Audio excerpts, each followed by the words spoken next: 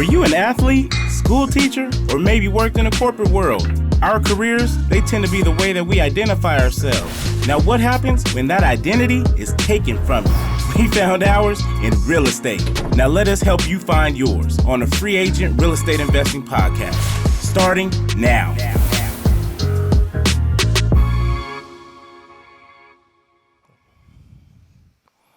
Welcome to the Free Agent Real Estate Investing Podcast. This is a new mic, so maybe I don't need to talk so loud. I'm your co-host, Stratton Brown. And I'm your other co-host, Michael Butler, man. Thank you guys for tuning in with us. I think we're back on the Live Daddy.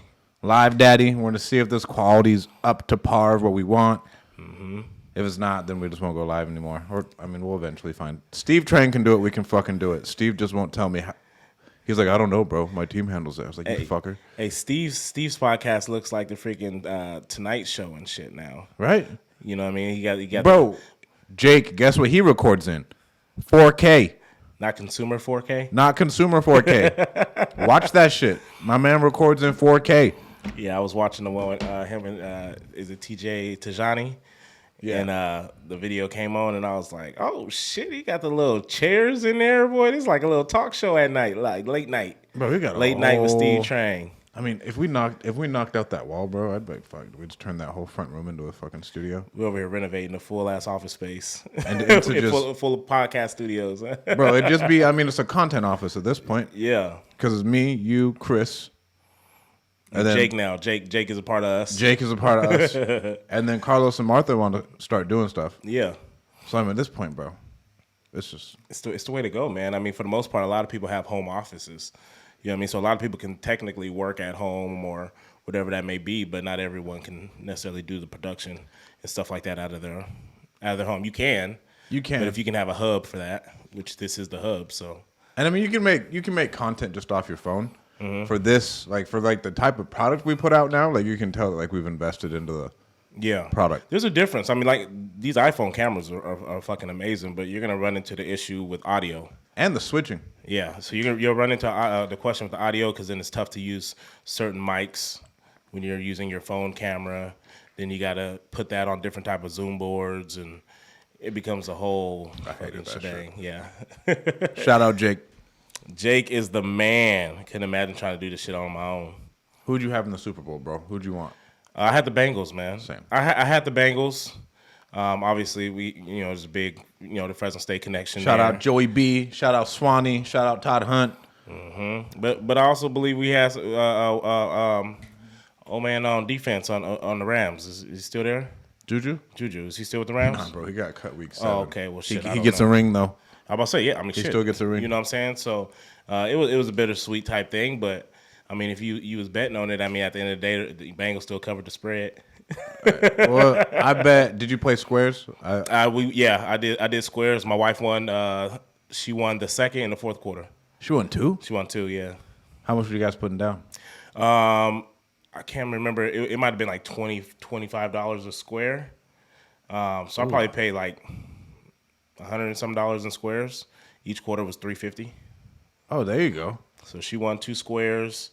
The Bengals covered the spread, so I won like $230 there. Okay, I bought 18 squares for $10 and I won $250. Yeah, I'm not 100% sure with the squares. Well, ours was like 10. Ours was like 10 squares, $10 a square. Okay. And so I bought 18 of them. Okay. And I only won 1 quarter. I was hot, honestly. I mean, you had good odds though. Did you make your money back? Yeah, I made my money back. I made like $50. You netted $50, bro. That's a good investment. You paid for dinner that night. Yeah, exactly. I paid for dinner. Yeah. Depending on if you got it off DoorDash or not, because then that's gonna be more than $50. Right? If you DoorDash it, we went to this Chateau La Roux place up in Oakhurst. Okay. It's the only Michelin star restaurant in like the Central Valley. Okay. Fire. What do they got there? What was it? It was a 4-course meal. Okay. With a wine pairing. Okay. And it was like true, like the sommelier would come out like, hey, so this is what it is. Uh-huh. This is where it's from. This is what it tastes like. This is why we paired it. And I was like, oh, wow. Like, it was the nicest dinner I've ever personally been to. Yeah. I was like, oh, shit, like, we're fancy. That's crazy. We went wine tasting before, and that's a whole nother experience too. You just like, man, people do this stuff on a regular in a way. Like, Bro. they go there, they know what they're looking for, they know what pairs with what. Like, bro, they understand that like this goes with a steak, or this goes with a pasta. You know what I mean? I'm over here just like, bro, just give me this. They're like, oh, that don't pair with that. I'm like, oh, it just tastes good, bro. I don't know what you're supposed to drink it with. Bro, well, I had caviar for the first time. I've never had something. Caviar? Yeah. Okay. It tastes exactly like the bay smells. It tastes like the bay. It tastes like the ocean smells, like a dock. Like that's how it is. Like if you were licking a fish, and like you could smell the fishiness. So it's nasty. It was gross. Like salty. Fishy. Fishy. Fishy. Do you like seafood? Bro, it's a completely different type of fishy. This isn't. I love seafood. Well, I was just making sure because like some people that don't like seafood, like so. I don't know why it's so fucking fancy. The little pillows of like sourdough bread that came on, fire. But like the actual caviar itself, not good. Not good. But like the whole restaurant, like you and Tori should go there, bro. It was like have a little night, like because it's like a resort. Mm-hmm. I think dinner was like $500. Mm-hmm.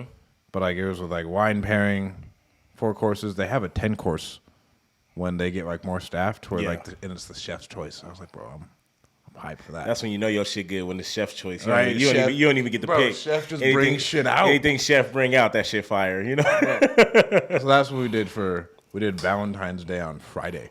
Okay. And then just work. You got to. Right. You can't even do Valentine's Day on Valentine's Day. Like that's it is what it is, I guess. I feel like I kind of want my work week, you know? Yeah.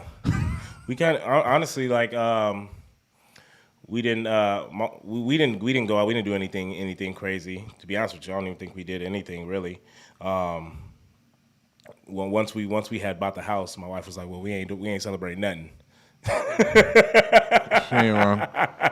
She wasn't wrong at all. She's like, "We ain't celebrating nothing," but we'll make up for it. It's tough. Like it's almost like one of those things. Like around Valentine's Day, I really don't like to do anything because it really bugs me. Just like how crowded everything is, and just how like hard it is to just do something.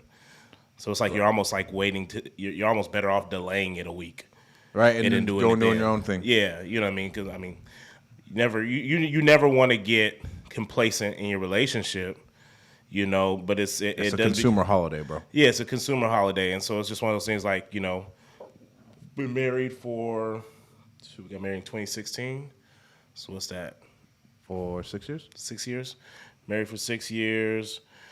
Been together for think going on 14 years or something like that since 2008. Oh, wow. So we'll celebrate it somehow. All right. We celebrated it with a house. That's what we did. Right, I mean, yeah, that's nice. So what's up with you, man? What is up with me, bro? Well, I was going to talk about Super Bowl commercials. What was the other topics I was going to bring? The halftime show? The halftime show. Yeah. The Coinbase commercial, which I thought was the best commercial of all time. Uh-huh. And then the other day, this couple fucking got caught trying to launder $1 to $3 billion worth of Bitcoin. What do you mean launder? Like what? Like someone hacked some trade, and then transferred it into a bunch of different wallets, and these people were trying to launder $1 billion worth of Bitcoin with fucking $500 Walmart cards. Sheesh. It's pretty wild. One of the chicks was a rapper. I'll show you the videos after this. This is why I wanted this because I want to have Jake like turn it on the screen and like show us. Mm-hmm. Bro, it's like she was a rapper. She rapped at her own wedding, like some bizarre shit, and like they're in the tech space. Okay. Like they're like well-known Makes names sense. in the tech space. Yeah. But they weren't the ones who hacked it. They were just the ones trying to launder it.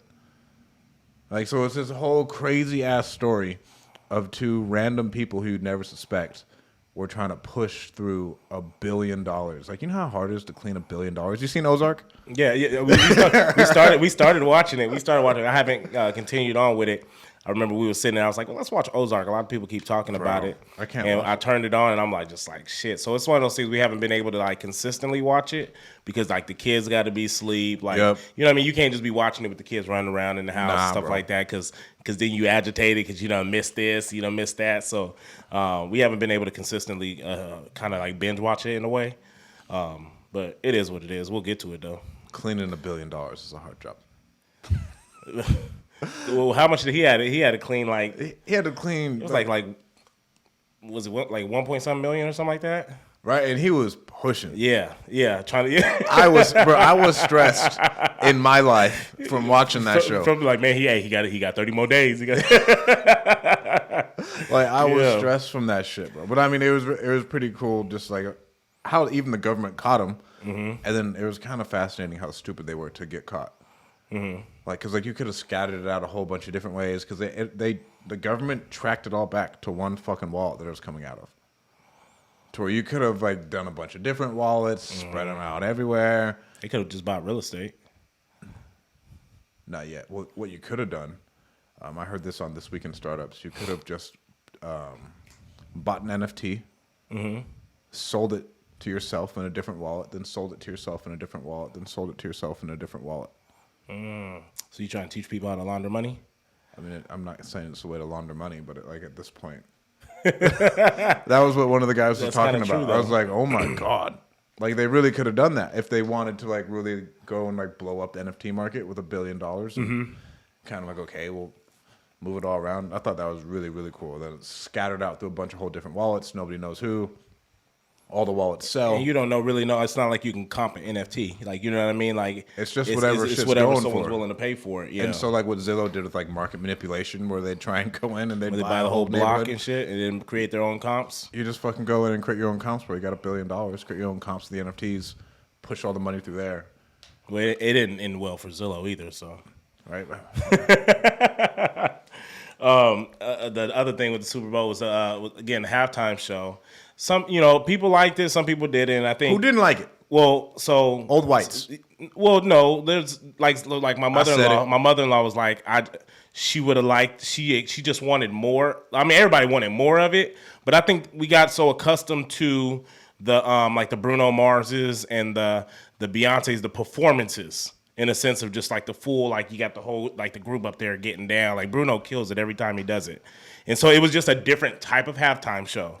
So it wasn't so much of the dynamic of the performance, but it was just more of who it was, the songs that it was. Like it was fucking dope. Bro. You know what I mean? So everyone loved it. Yeah, everyone loved it. I just think that when you come from having the Super Bowls loaded with performances, it was just different from that aspect. Andy Frisella didn't like the halftime show. He didn't? I heard it on his podcast. He said he didn't like it? Yeah. He said it was too divisive. He said there's not a single white person on the stage. Oh. I didn't even notice. I mean, I didn't really. There's Eminem? Yeah, Eminem. Why you bitching? Hey, I thought it was fucking awesome. Bro, I thought it was a to me, it's not even divisive. You got dollar bill cent up there, bro, fucking hanging. Chunky I thought that shit was wet. Kendrick killed it. Freaking everyone talking shit on 50 Cent, talking about how he done gained weight. And this was my look. Well, first and foremost, I seen a TikTok where it's always the little TikToks where they got the laughing in the back with the words and they kind of just staring at the screen.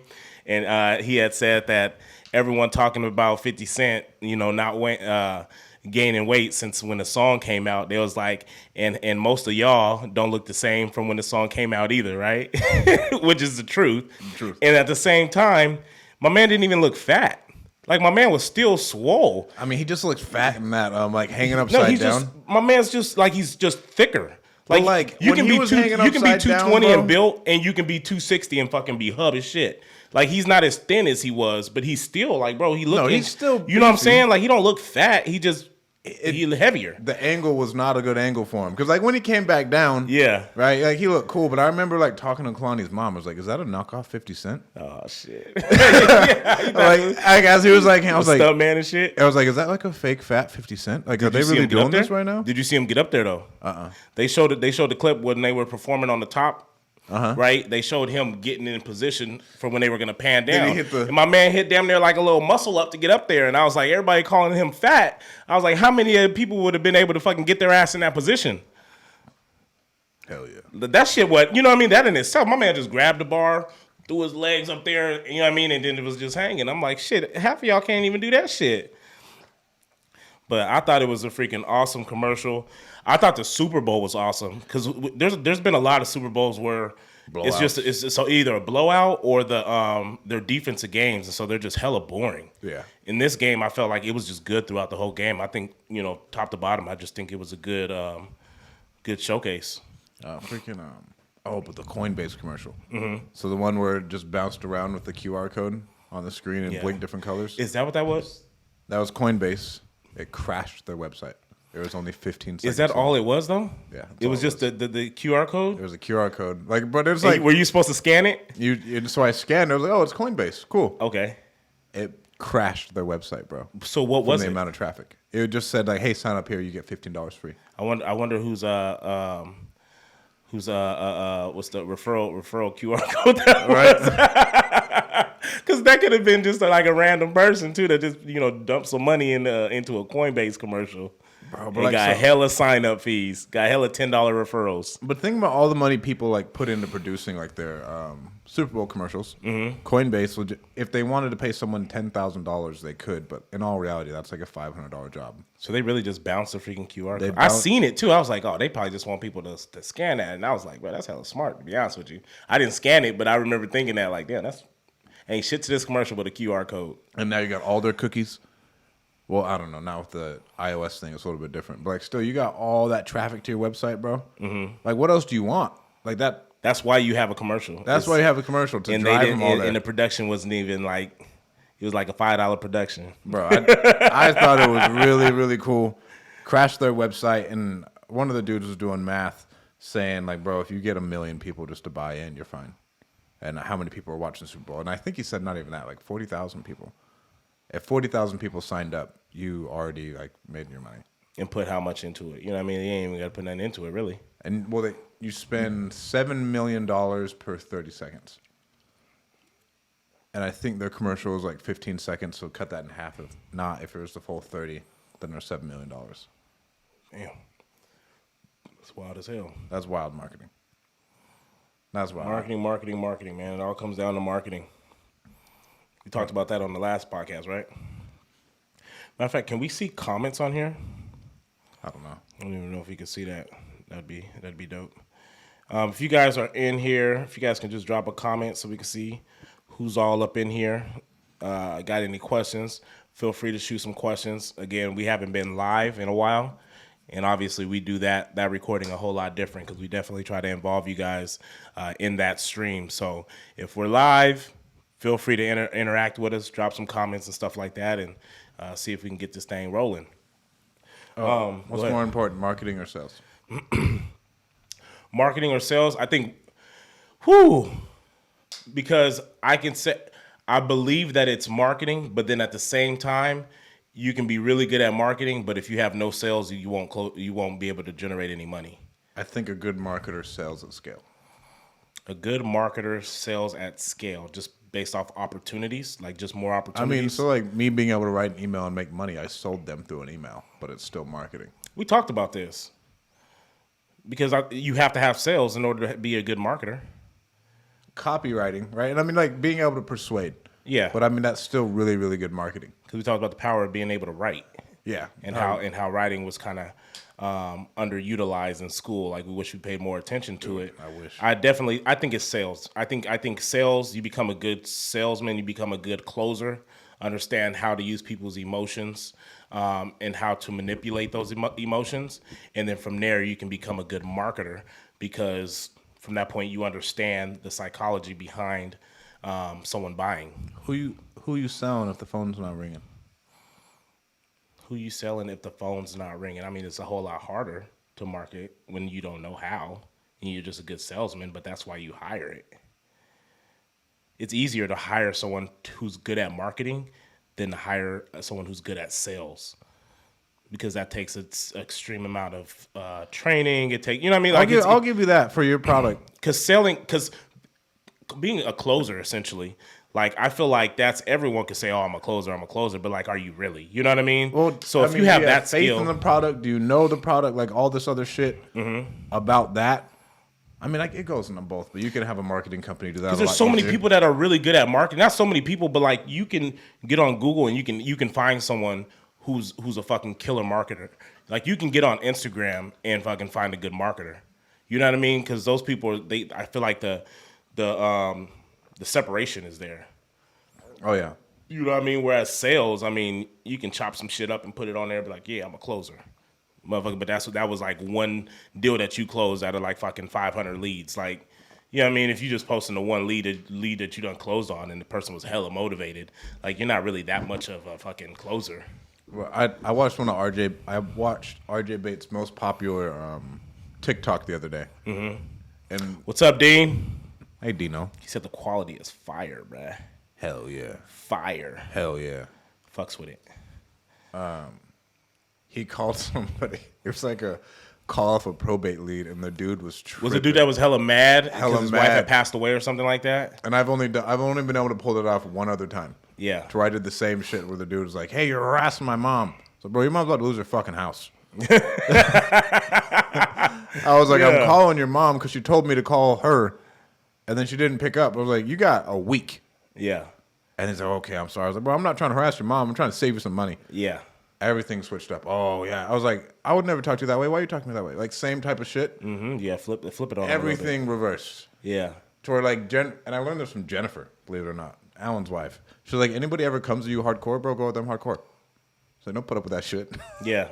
That's like, hell yeah. And you do run into that a lot with like the probates, not the probates, but the. I mean, but there's a lot of emotion in that, right? Like, there's a lot. Probates and even like the pre-foreclosures and probates. Bro. I mean, stuff pre-foreclosure, like that. Bro, you're stressed. Probates, your significant other just died. Someone you love just died. That's what he was saying. It was like, hey, my loved one just died. This is the love of my life. I loved her so much. Blah blah blah. And I don't know how he framed it, but he was like, hey, I get it. We're not taking none of that away from you. Like, I've lost people too. Mm-hmm. But generally, when I'm calling someone, it's because they need help. Yeah. Even if they don't even realize at the moment, you may not feel like you do need help. You know what I mean? But at the end of the day, things have to get taken care of. We wish that life can just stop so we can grieve. But unfortunately, it's not like that. You know what I mean? And so, for sure. That's how but he did a good job on that call. I was shit. Like, good job. Like, that was a solid one. Yeah. But I've never like watched the Closers Olympics. Apparently, the last one was really good. I heard they dialed it in a little bit because the first one was kind of. Was it during COVID? The first one was during COVID, so it was kind of just like let's just throw something together and it was really good. It was still good, but obviously, whenever it's the first of something, at the end of it, you just find a lot of wrinkles in it that you can iron out a little bit. So apparently, this one was a whole lot better in that sense. I think time-wise, I think they were like on a shot clock last time. Whereas this one was just more of it because when you're on a shot clock, like you can't have a shot clock. You can't have a shot clock on exactly. So I think they kind of got rid of that, and maybe it was like a certain amount of calls or just something like that. Yeah, and I think Gene provided all of the PPC leads from that fast to close or something like that. Yeah, from iSpeed to lead because like you can't be doing that with cold call leads. No, because you're gonna waste time on 90% of those calls are gonna be freaking no motivation, no interest. Yeah. I mean, you're going to have to sift through quite a few cold call leads, or you'd have to have people submit their leads. Then you still can't trust the people. So speed to lead, obviously, they're more warmer leads. Right. So at that point, you're really sales and trying to negotiate pricing at that point, trying to really dig deep on the emotion, on the motivation to really get an idea of how interested they really are in selling if they're closable. Because then at that point, if they're closable or not, because then you could just move on to the next one. Oh, yeah. So I think that was the benefit to that. Shoot. So what about your business, man? You got all these businesses going on and everything like that. What's new? What's popping? What's one of your next ventures? I know you got a meetup coming up with Dean and Jason. Yeah, we got our meetup coming up with Dean and Jason. My boy Henry Washington's flying out here. I think he's flying out on the 2nd, and we'll make some content and shit, and then he'll be here on the 3rd, leave on the 4th, and I don't know if he's still the co-host of the Bigger Pockets podcast. But he was co-hosting Bigger Pockets for a minute. Is he the one that is partners with David Green? Because I was just listening to one where he was talking about all his multifamily stuff. He had a partner that he partnered with that in that aspect of the business. He's a black guy. Mm-hmm. And he was co-hosting it for a minute, and he said they were trying it out. I don't really listen to Bigger Pockets because I feel like I hear the same thing over and over again. I look at the titles. I look at the titles and see what's relevant to kind of where I am or something that I may be interested in. I listen to it that way. That's what's hard about it. But he's coming out. I'm super excited for that. We'll make some content, have a dope meetup. Our goal is like 250 people. Mm-hmm. We're going to have drinks, food, beer. What? More beer. What? Whiskey. What? We're listening to some Stone Cold Steve Austin clips before we started this podcast. We did just lock up a storage facility in Baton Rouge. We're not doing a podcast next week. That's fine. So was that the one you were talking about with the follow-up? No, that was a different one. So that one's in northern Louisiana. This one came from a wholesaler in our mastermind. Okay. That we bought. We're paying him a six-figure assignment fee. Mm-hmm.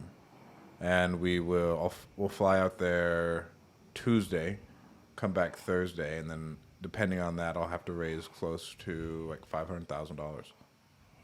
That'll be a push. How big is the facility? 10,000 square feet, and we should be able to take it, depending on how long we hold it, we can bring it to like $1 million. Okay. So we'll buy it at 5 and then give 5 with the assignment fee? Yeah, 5 with the nice. With the Congrats to that wholesaler, man. Right? Well, no, the assignment fee's baked into that. Into the 500, right? Yeah, into the that's 500, what I'm saying. right. But you're all in 500. Yeah, we're all in 500. That's dope, man. And then the goal is burr it pretty much, bring all the investors in. It won't be a cash flow deal at the beginning. It's 100% vacant. Okay. So what we'll have to do is how the fuck does it get 100% vacant? It was a doctor who didn't know what they were doing. It wasn't able to get. It wasn't able to get one of them. So he developed it, and I don't know the whole story, but I could see it happening. Right, you develop it, you get it over your head, and you're like, fuck it. Oh, and he just sat on it at that point. And he just sat on it, and it's right across the street from a college, bro. Oh shit! People that need storage facilities. Right, people who need storage facilities. So that'll be really. I'm super excited about it. I think we can really drive those rates, and there's no other facilities for 5 miles, so you're your own competition. Yeah. When you have like pretty much a base of people who want to use you and need to use you, and then there's no one else for 5 miles. So right now, people need to use fucking storage facilities, but there's just not one anywhere near them. There's no one near them. Or like there's one, but like it's not. Exactly. And you so know what you I mean? can kind of like command your rate, or you're going to drive 5 miles, or you can just kind of like drive over here. Bro, you can build like some mean-ass marketing on that in the sense of it's like anticipated. Like, you know what I mean? Like, in a sense of like, pretty much we getting this thing up and going. It's what the city need, or it's what the town needs. Tired of driving 5 miles to your nearest storage facility. Right. You know what I mean? Like, you can kind of build that up. I think I can see that being pretty dope. That should be pretty dope. Klein did a good job with that. But then I got to call this other guy today. I didn't follow up with him last year, and he was just in the CRM, and I haven't been in our CRM in fucking I don't know how long. Mm-hmm. And he was like, "Oh," I was talking to him, and he went ghost on me, right? And so I kind of forgot about him. And then I called him yesterday, just going through the CRM, and then he was like, "Yeah, I'm about to sign a contract with a guy tomorrow." I was like, "Fucking shit, god damn it!" 1 day away. 1 day away. And I was like, well, hey. Actually, no, you're good because he ain't signed it yet. He ain't signed it yet. Yeah. And I was like, how much you signing with him for? $250? Because like that's the price I had. He was like, yeah. I was like, bro, I'll beat it. I already know where I could be. I was like, I'll beat it. He was like, okay, you know what? He's a local guy.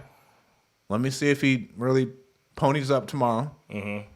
I got to send him a text like, hey, the man bring your paperwork. If he doesn't, I'm still flying out to Louisiana on Tuesday. And then if I need to extend the trip, we'll fly up north real quick. And he has an $8 million portfolio that he wants to offload. All of storage facilities? All storage facilities. Okay. So we'll look at that because the 250 one was priced reasonable, to where like we could buy that and it wouldn't be anything. I wonder what was he selling for? What was his? Because I feel like that's a big. He's retiring. Is he going to put the money somewhere else? He didn't want to carry the note.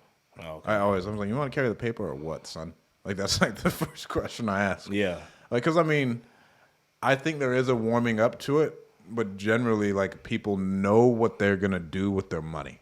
For sure. Right? Especially when you get to this sophisticated, like, of a level. If you have a net worth of $1 million plus, you're like, okay, no, I don't want to carry the paper. This is why I don't want to carry the paper.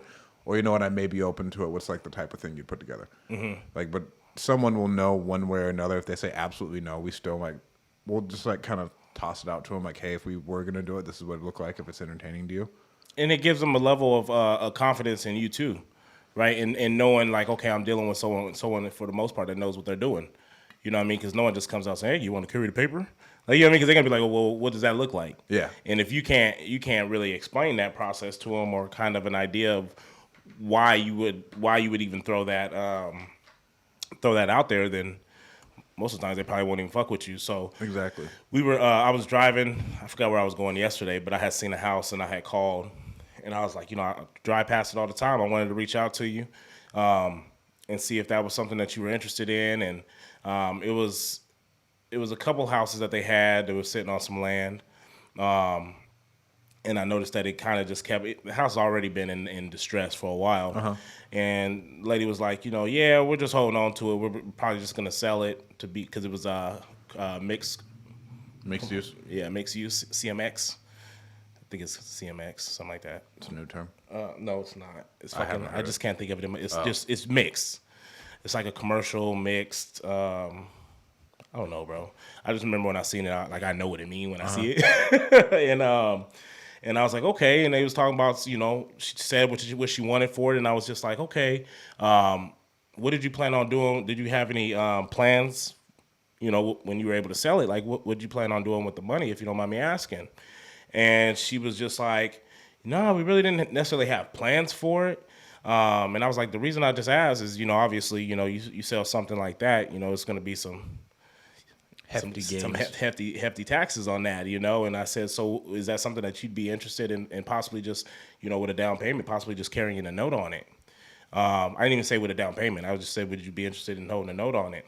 And she was like, yeah. She was like, with a decent, down payment. She was like, I don't see why not. She was like, because like you said, I mean, we're not looking to get into anything else. And obviously I'm not trying to pay Uncle Sam like that. So it made sense for them. So I sent it out to someone that I knew that kind of does development and stuff like that. So I actually had to follow up on that. But that was just driving and bloop. Right. Well, our first deal that we had to back out of was an owner finance deal too. Mm-hmm. I remember that one, the storage one, right? Yeah, that was going to be 50% down. But I was like, fuck it, dude. I thought it worked. I was like, I don't care. It was going to be 50% down, then he was going to carry a note for 18 months. Yeah. At like 5% too. So I was like, okay, I'll do that. No banks, just give him the cash, carry the note, stabilize it, and then refinance it. And it helps to know kind of what the rates are for that if you were to get it through the bank. Because then that helps you with that little negotiation with the sellers too. Well, I mean, one thing that popped up here is I'll do half a point above prime, and I had no idea what prime was. Yeah. I was like, text Alan, what the fuck is prime, bro? He was like, whatever the going interest rate is or whatever. So it was 5%. So we got it I think we got a quarter rate above prime. So it was 5.25% for 18 months. I was like, bro, hell yeah, let's do it.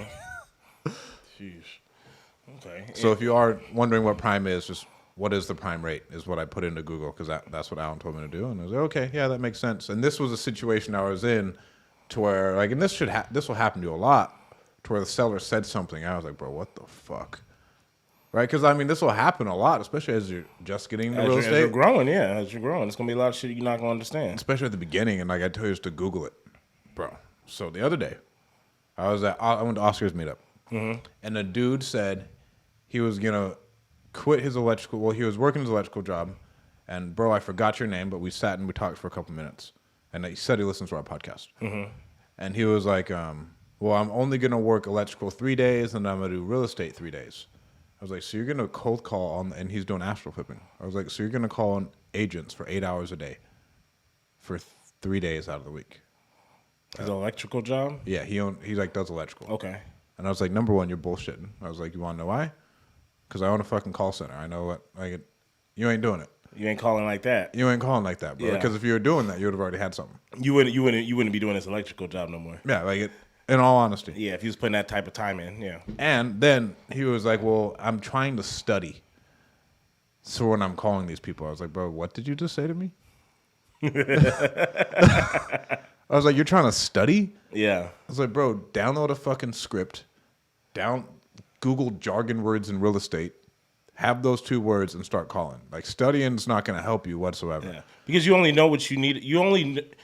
You're gonna learn what you need to know by actually doing the work. So right? By actually calling. School. So and you'll probably have that one phone call throughout that day where someone will say something, And you're like, shit, I don't even know what that Like, means. I don't know. Let me get back to you. Let me get back to you. You know what I mean? And then after that, boom, you can look up that one term, and boom, you done studied. But look how many calls you probably done got in that day. Well, and you're talking to agents, bro. You're talking to residential agents. You're not talking to these really sophisticated, like, investors or anything else. You're calling agents just seeing if they have deals to offload.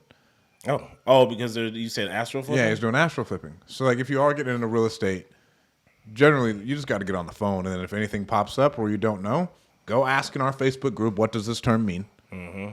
And I promise you, someone will be able to answer it. If I don't know the answer, I'll say, I don't know the answer. Let me call somebody. You won't tag the person who should know the answer. Yeah, and I'm like, hey, bro, what does this mean? But don't ever, studying is a crutch. Like, don't ever, like, well, I don't want to get on the phone because I need to study so I can get on the phone call. And, like, I'm not making fun of you, but I'm saying we need to fix that thought process because real life doesn't work like school. Yeah. You don't study and then get better. You need to go and get very specific knowledge and apply that very specific knowledge to whatever you're doing. Mm-hmm. There's a reason why they give you pop quizzes in school, though. Right? I mean, because that's all you need to know what you do know, what you don't know, and then what you fuck up. You know that you can go look that up instead of trying to learn all about that whole section. Yeah, because right? none of that shit matters, dude. Like, you're gonna learn all these terms and shit like that. Like, you just learn by going and doing and fucking up. And if something pops up, it's like, bro, you have my number. Yeah. Send me a text. Use your resources. What does this mean? Like, I don't know. Let me see. Studying for me, like you said, that's like it's a crutch. It's a way of not having to Procrastinating. It's procrastinating. It's your way of trying not to do the work, because at the end of the day, when you first start cold calling, this shit is scary. And so when people's like, oh, well, I'm still trying to learn this or I'm still trying to learn that, like, no, you're procrastinating. You're trying to defer. Because you don't want to put yourself in an uncomfortable situation because you don't feel like you're ready yet. But what you don't know is you're not going to be ready until you put yourself in that uncomfortable position. And so for me, I think that came up when I was teaching or when I was looking to get into teaching. I had applied for so many special education jobs, and they asked me questions on like IEPs, and they asked me on different goals and being able to put together different things to kind of just help different students with disabilities, right? Mm-hmm. And they were asking me, like, what would I do here? What would I do there? And they were just like, you're too green. Like, you don't know enough at this point in time. Like, apply again. The next time a job opens up, apply again. And I started getting frustrated because I was just like, look, at the end of the day, I'm never going to know anything about writing an IEP or all these different type of things until I actually have to do it. You know what I mean? Like, you can tell someone like what goes in it, but before you can actually write a decent plan and understand like what a student necessarily needs, I mean, that comes with observing the student, right?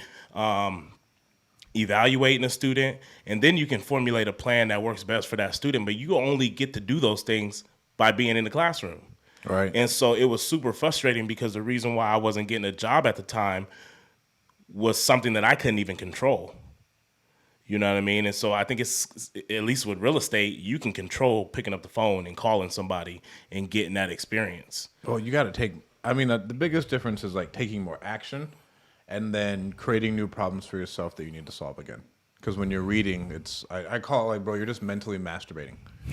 That's all you're doing, you're right? Getting off on the thought of being able to do something. Of being able to, like, listening to all these podcasts, like, educate yourself on all this shit. Like, bro, like, go talk to people. Yeah.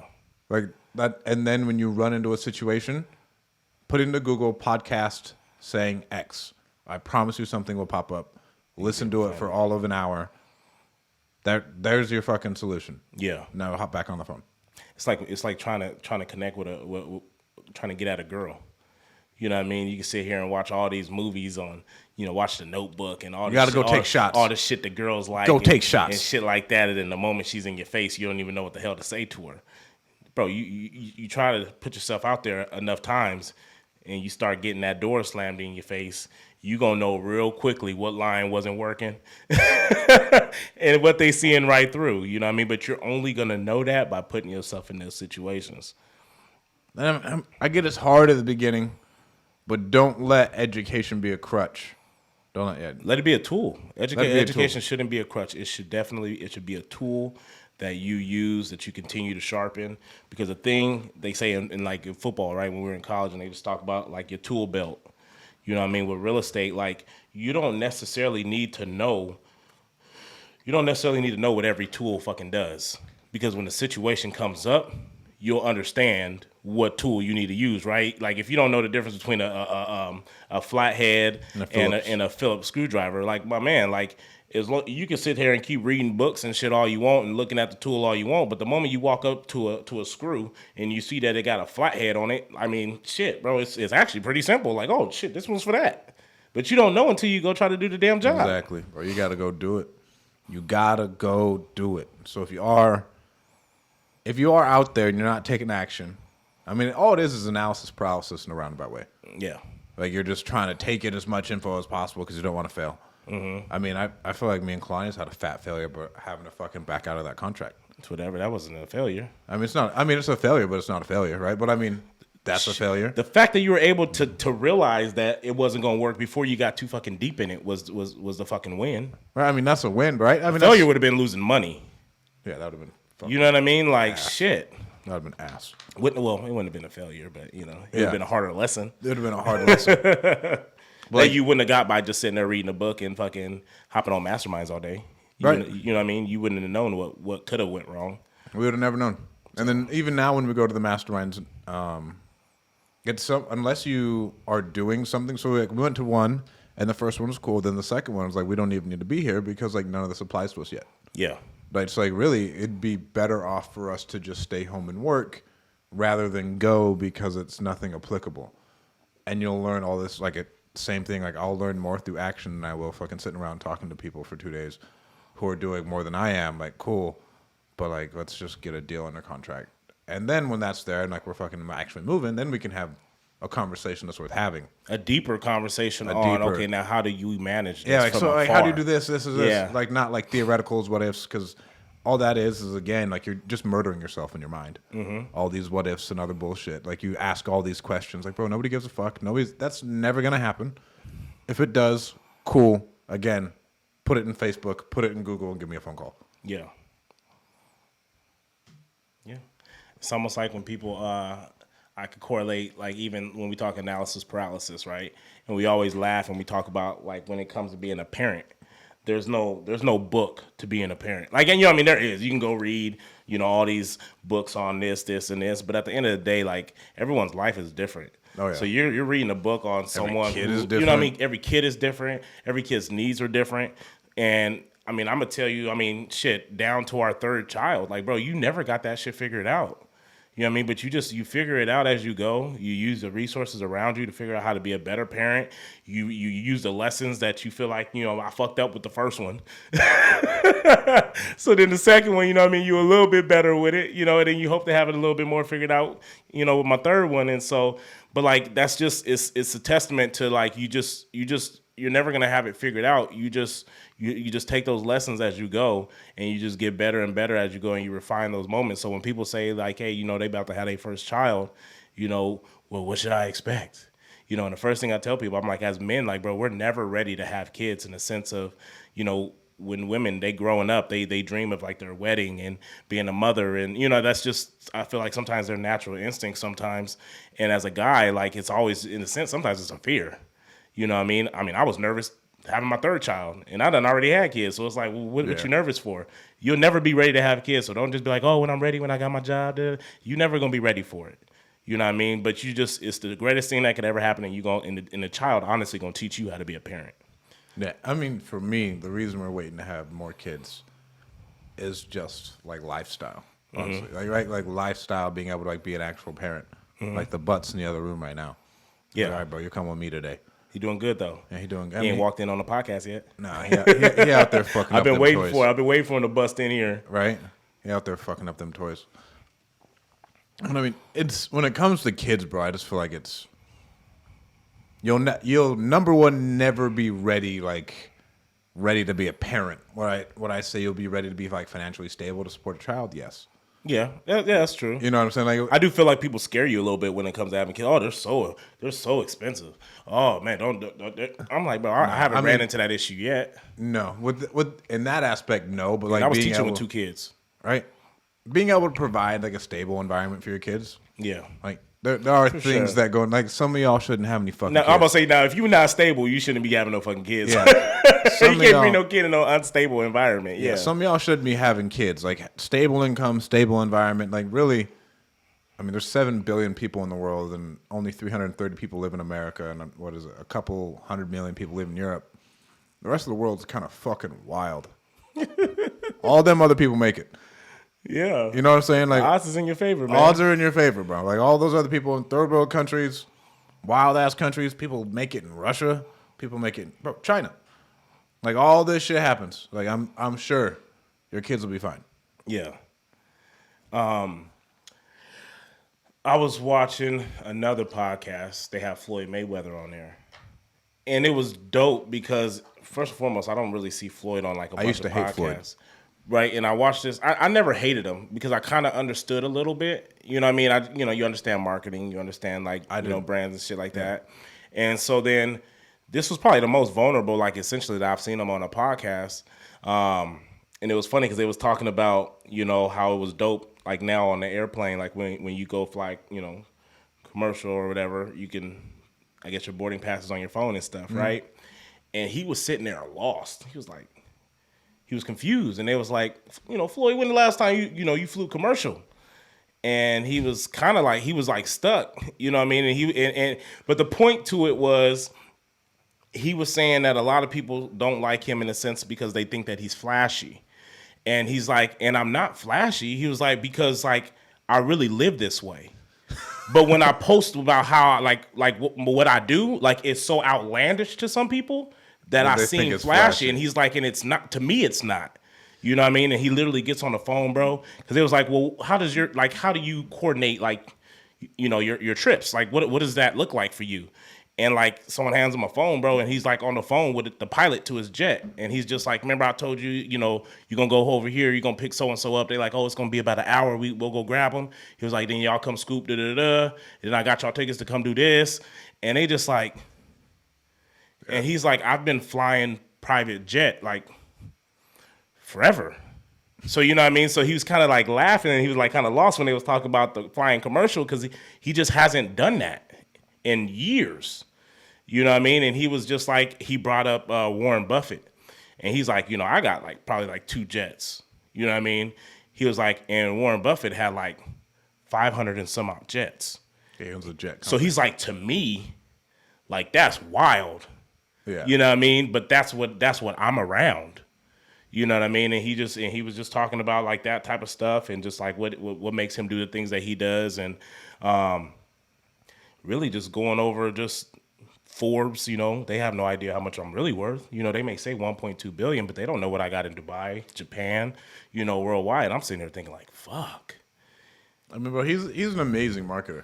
Yeah. And so I used to hate Floyd like this. So this is college Stratton Brown who thinks the world should be ideal. Yeah. Right? Because like, well, he flashes and spends all this money when he could be donating all this money to help people in inner cities. Yeah. I mean, there's a lot of other, like, why is it his job to spend his money on that? And that's what he said. Number one, when we pay all this money in taxes. Yeah. Like, that should be doing something when it does nothing. Mm-hmm. Number two, it's his life. Mm-hmm. Number three, it's his fucking life. Like, Yeah. to where, like, now, like, where I'm at, yeah, and I'm sure he donates tons of money to charities, bro. Yeah. I mean, you got to avoid taxes somehow. He said that he's hated on, in the sense of like, his 2 biggest critics, he was like, is like my people, black people. He was like, and white folks. And he was like, and the crazy thing is I do a lot of the stuff that I do was, for my people. You know what I mean? But he's like, but I can't complain because, he was like, they asked him like, so when are you going to settle down in a way? Like, when are you going to just retire? He's like, I am retired.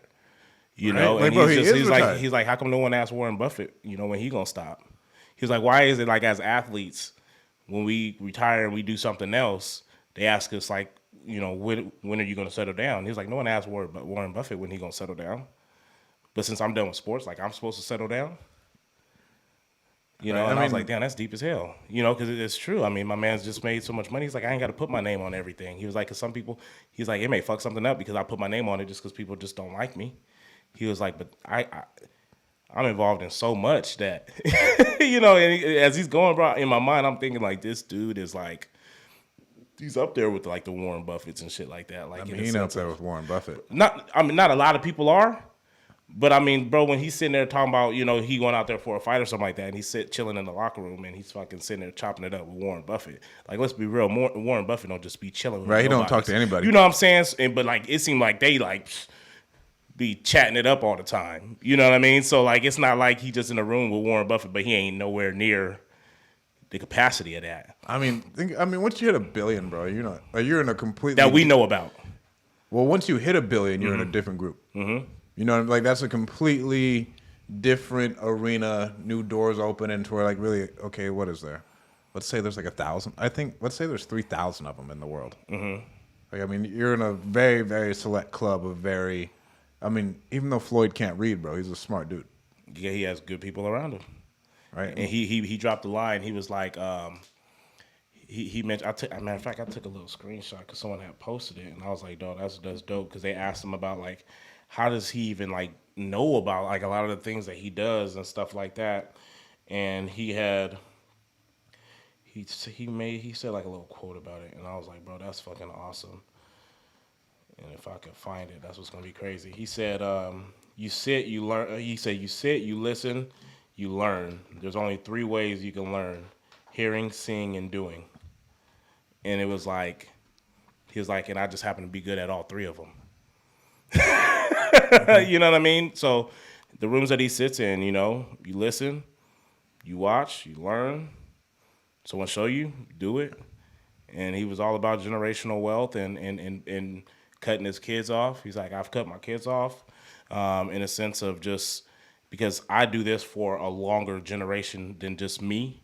And he was like, and his fear really is that when he's kids, gone, is his grandkids, his great-great-grandkids. You know what I mean? Like, he's like, so I had to tell them, like, I'm cutting them off with just handouts that they need to go start. And he'll tell them, like, bro, like, you know, him being so in the loop with a lot of things, like, he's like, and I'll front whatever business they want to venture that they want to get into. But I need them to learn how to do that. Yeah. So they can be that for the next generation on. And so I was just like, bro, that's. Well, you have to, if you were given that much money and you haven't developed the skills and the mindset and all those other things to like be a good steward of the money, number one, and like how to do it all, odds are like, I mean, so Donald Trump, I think, is kind of an anomaly because what Donald Trump did, no matter anybody says, is fucking amazing, bro. He took $1 million and turned it into a couple billion. Yeah. Right. But like that, generally, you don't see that. No, like when fuck it off. Yeah, they fuck it off. Like and $1 million really isn't a lot of money, so it's easy to fuck it off. Like, you know what I mean? We could be like, $1 million. Oh, he was giving $1 million. No, $1 million to do the shit that he's done. Yeah, I think he was giving like $10 million. Even if you're giving $10 million, still, do that, bro, it's easy to fuck that off. It's easy to fuck that off. So like that's a completely different thing to where I think the number one, and we were talking about this at the mastermind, bro. Like, how can you raise your kids in such a way to where they can be a good steward of the money, know how to handle money, and then like, okay, now this person's inheriting something that's worth $100 million, $500 million. You have a family office, but like now it's your job to fucking take this thing and take it to the next level. Because most businesses fail on the 3rd generation. So like the second one will be fine. Mm-hmm. Like even with my dad's company, I don't want it, and my cousin doesn't want it. That's the 3rd. He got it from my grandpa. Right? With my mom's company, my mom sold hers. Yeah. Right, but you can see this. But they may not want it, but they can utilize the compensation from them and put that into maybe something else. They don't have to love what you do, right? They just got to know how to take it. And if they do decide to sell it, they need to know where to reinvest that money. And we talked about this earlier, but I'm concerned that my kids won't have enough struggle. But you don't work for them to have struggle, right? Bro, the idea isn't dynamic. It is a crazy dynamic. It's a crazy dynamic. Their struggle is going to be completely different than what our struggle is. Like they'll have their own struggle, but it's a bitch struggle. Their struggle shouldn't be what our struggle is. But that's what I'm like. Well, you had a bitch struggle, because I bury kids like you every day. You know what I mean? You know what I'm saying? Their struggle would be fuck. How do I get from 10 million to fucking 100 million, or how do I get from 100 million to $1 billion? Like their struggle shouldn't be how do I take this shit from the ground and make $1 million. That shouldn't be their fucking struggle, because ideally they should be going into something with a whole lot more capital and understanding that they're in bigger and better rooms and the challenge is completely different. So, number one, like, our kids should be inheriting more than that. And, like, I'm saying this going into things. If I'm going against a daddy's boy who has not developed the skills, who's not had to sleep on floors, you know what I'm saying? Like, who has not, like, done any of that, I'll fucking bury you. I don't want that to be my kid. Yeah. Because I'll eat him alive. So all your energy is going towards burying the dude with 100 million? I mean, the goal is 500 million, yes.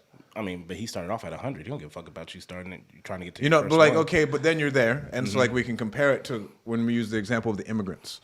So many of, like, the billionaires in America are immigrants. Not a lot of them are daddy's boys. Yeah. Like, the people who truly build something or successful, they can build something that's long-lasting. It's because they've developed the skills, they've gone through the struggle, they've gone up and down 4 times and still bounce back. How can we raise the kids to have that type of, like, to where we're talking about, like, the grit, the do-it-all, like, all this shit, to where, like, yes, you are inheriting this, and I have 100% faith in you to fucking Donald Trump this shit. I don't know. If they want to go in down that avenue. I had a conversation with someone, and we was talking about just, like, development in Fresno and just stuff like that, and it came in, and they talked about kind of like Armenians, and how has Armenians been able to sustain. And they're really good at it in here, out here. Right? They're really good. I mean, they're sitting there in the rooms, and I think that's ultimately what it comes down to. It's not necessarily how much money you've made, but it's positioning your people to be in decision-making rooms. Because at that point, it don't matter how much of a fucking idiot your son can necessarily be. Because you know what? I knew your pops. Your pops was a good person. I know he got I know he can front this. You know what I mean? And they can put you in a position to where you can only grow. You can't fail in that type of environment if you have your people. I still want them to fail, though, too. Huh? You still want them to fail. Yeah, I get it. But there's something to be said of having your people in rooms that can help you elevate. Yeah. Because it's a whole lot harder trying to get into that room compared to being there, and then new generations coming up and like, oh yeah, that's my granddad up there, or that's my dad folks. He run the city. Yeah, we can get this pushed. No big deal. Right. So dot the I's and cross the T's and just make sure that everything look good. One of the examples that I have seen that is the richest guy here in Fresno, word for word, and so their entire family runs the company. It's like, you don't see it very often. Like, the entire family, they're Armenian, runs everything. Like, it's like 4 different verticals, everything's vertically integrated. Different family members run, like, the heads of these things. And then the great grandson is amazing at one thing, and he could go and do that one thing for a lot of money. And then the grandpa's like, he'd be a fucking dumbass if he went and did that. He'd be taking a pay cut from the family business. And like, this kid could go, and like, this kid would make millions. Yeah. And to where that is the other thing, to where you can present them such a good opportunity, like, hey, just keep your fucking nose clean. This opportunity's there. Throw down. Yeah. But it's one thing that that leaves me up at night. Like, am I doing a good enough job as a parent to, like, groom my kid to have all the tools that they need to be and whatever they do, right? Because, like, that grit and bounce back and failure and everything else, like, it doesn't just have to apply to business, bro. Like, because, like, all those traits are really good traits to have in life, period. And generally, the people who chose to do it in business, if Martin Luther King or Gandhi would have chose to fucking channel their shit, they would have been just as successful, in my personal opinion. Yeah. Right. So, like, there wasn't a lane for that. You know what I mean? So, like, you're talking about trailblazers. So that when people who come behind them, you know what, Martin Luther King or Gandhi did it this way, I ain't doing it that way. I'm going this way with the same type of principles. I'm talking about further. Them as people would have been successful no matter what they did.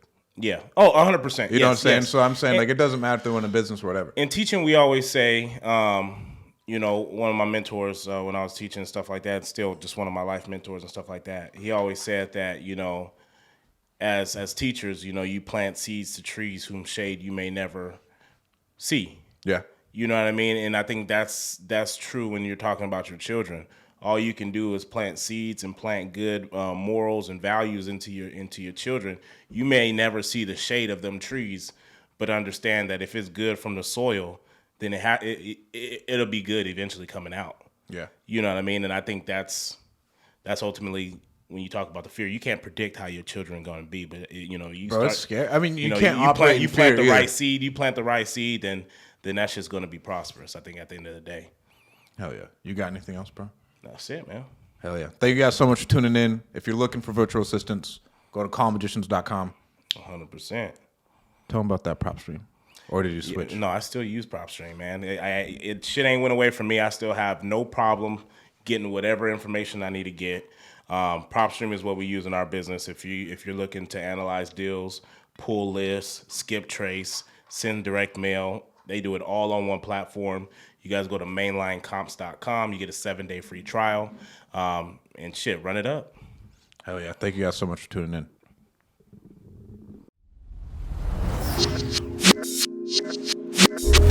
Thank you for tuning in to the Free Agent Real Estate Investing Podcast. Don't forget to give us a 5-star review. If you would like to stay in touch with Stratton and myself, follow us on Instagram. And please be sure to subscribe to our Free Agent REI Podcast YouTube channel and give us a thumbs up.